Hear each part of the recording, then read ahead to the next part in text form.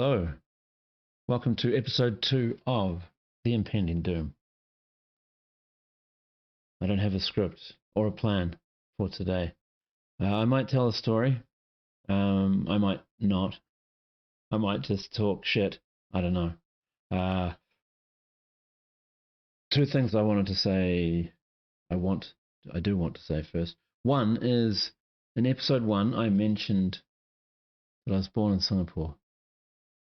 And that my father was given orders or posted to Singapore twice, but they only went once. They only went once. The second time, he opted to leave the Air Force instead of going back to Singapore. And I said that it was because my mother didn't want to go back. Now, I don't know the full details. That was something my father told me once, that the reason they didn't go back to Singapore was because my mother didn't want to. Things my mother has told me over the years suggest that may be true, but the reason she didn't want to go back was that he was more violent. He was a violent husband. He was an abusive husband. He was an alcoholic or a heavy drinker. Years later, he didn't drink at all. That doesn't mean he wasn't an alcoholic. But while they were together, he was violently abusive. And their marriage only lasted 7 years, as far as I'm aware.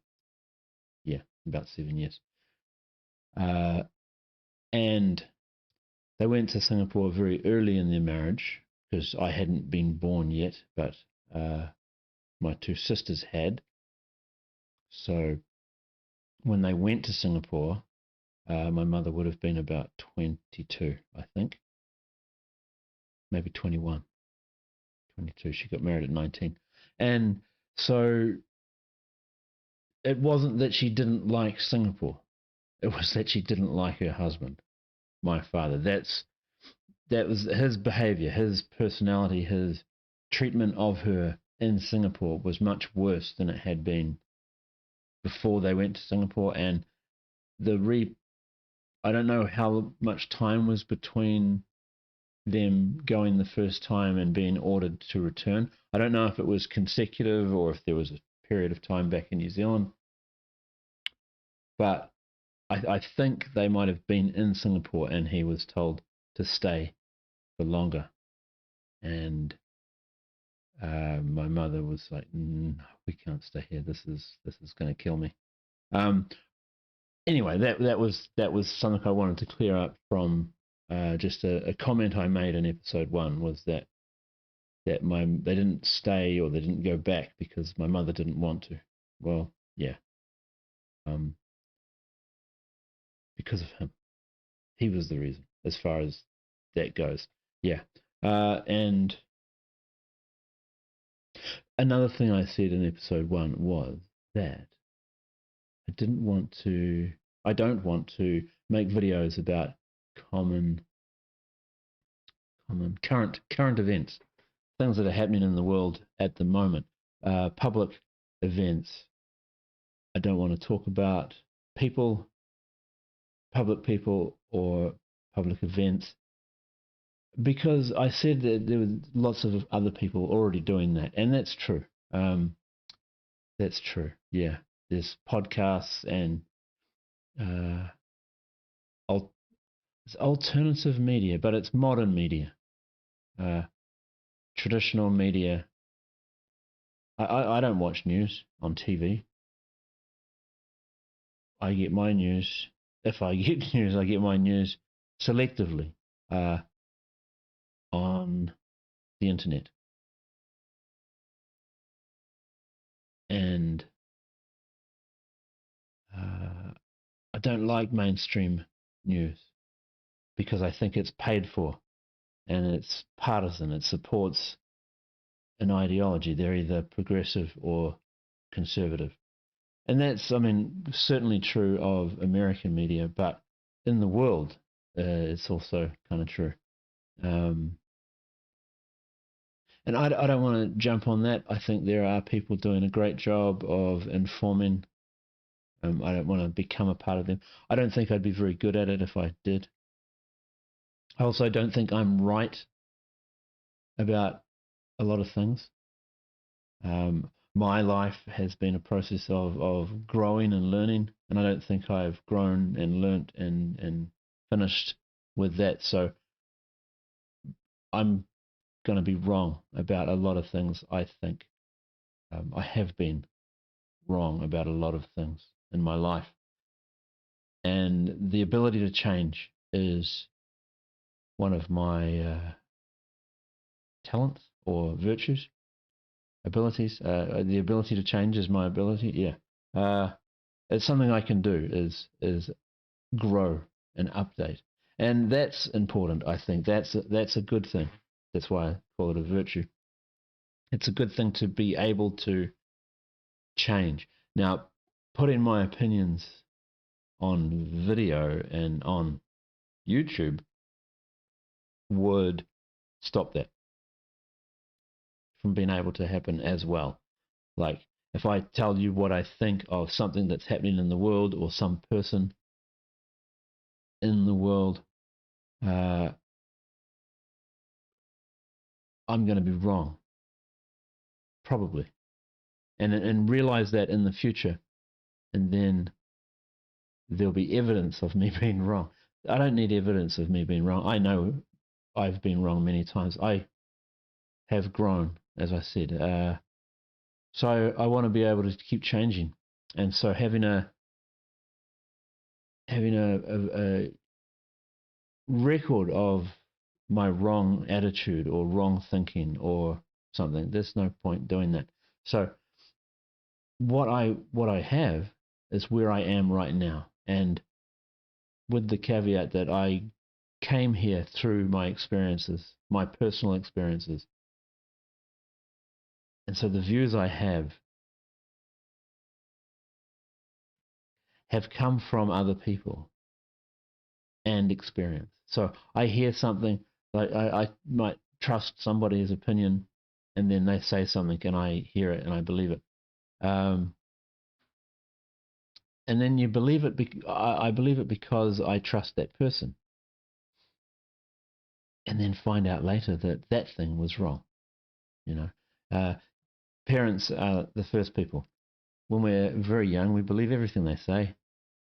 They are the gods of our world. They tell us how the world works. So all the things the parents say, we believe. And for you, it may not be, it may not have been your parents, or you may not remember the time when you thought that of your parents. But I think a 7 or 8 is when we realize, whether they want us to or not, that our parents aren't aware of everything. They don't know everything. They're not always right. Learning that your parents can make mistakes and be wrong, that's a developmental process. Some parents pretend they know everything and that they're always right. Some parents admit they don't know things. So for some children, they are aware at a younger age that their parents don't know everything because their parents have told them they don't know everything. And as I say, it might not have been your parents that you held in that position.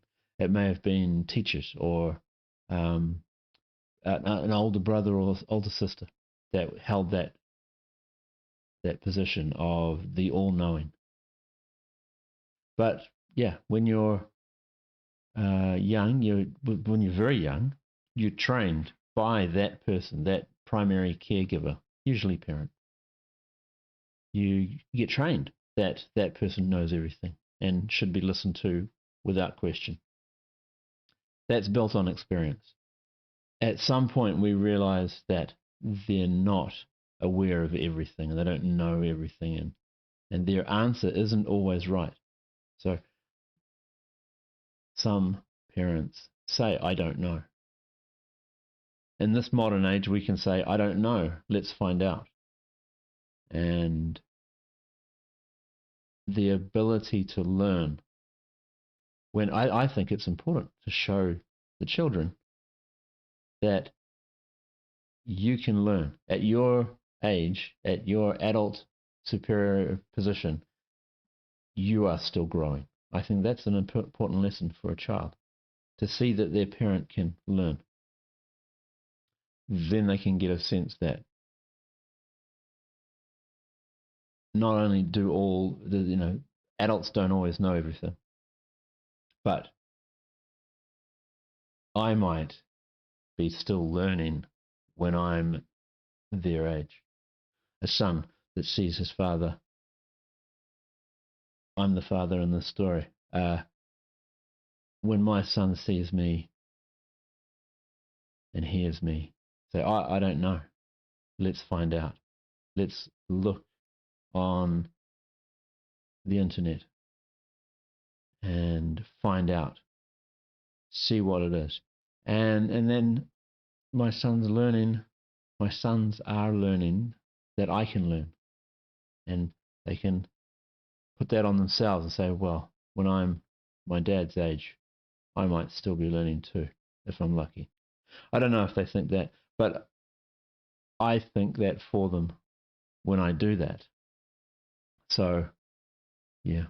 Where was I going? What was I talking about? Maybe that's enough.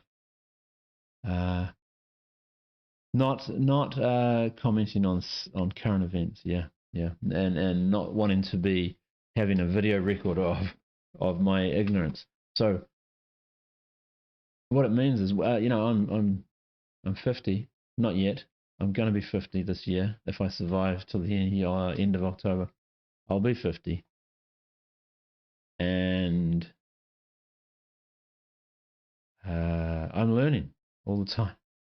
I was wrong about a lot of things 10 years ago, and I was even more wrong 20 years ago.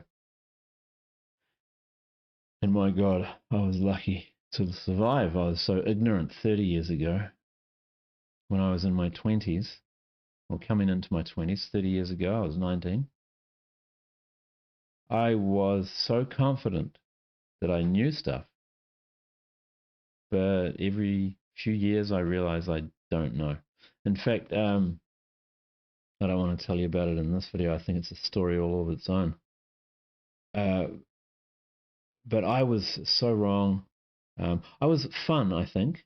I think I would have enjoyed myself at a party, but I don't think I was a great person when I was in my 20s.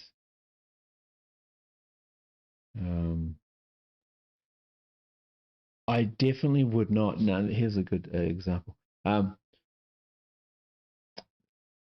This is some advice for parents.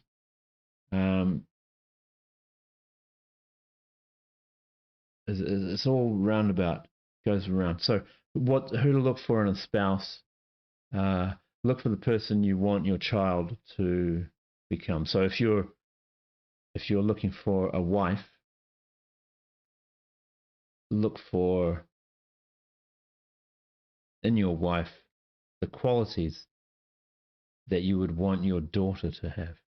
And vice versa. If you're looking for a husband, look for the qualities in the husband that you would want to have in the son. So, because that parents are usually the affirmative role model, which means we turn out, we follow our parents.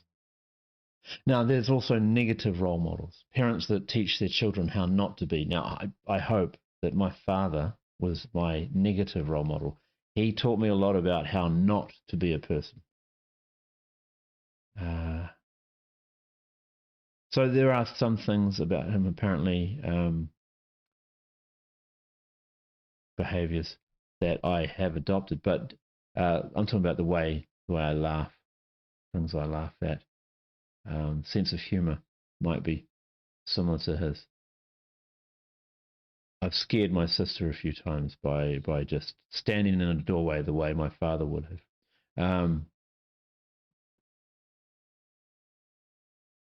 But in general, his treatment of other people, his general attitude, is a very arrogant person. Very, very arrogant. Superior. Thought everybody was stupid. So some things do carry over, but treatment of others, I've never done some of the things he used to do regularly, which I think is good. So he was an example of what not to do. So a negative role model, I would say, but a positive role model, or this is what we want to be. We want to be a positive role model. So looking for in a spouse the qualities you want to have in the child. Where was I going with that? Also, being the person you want your children to grow into, and being the person you want them to end up with. So I don't have a daughter, but if I had a daughter,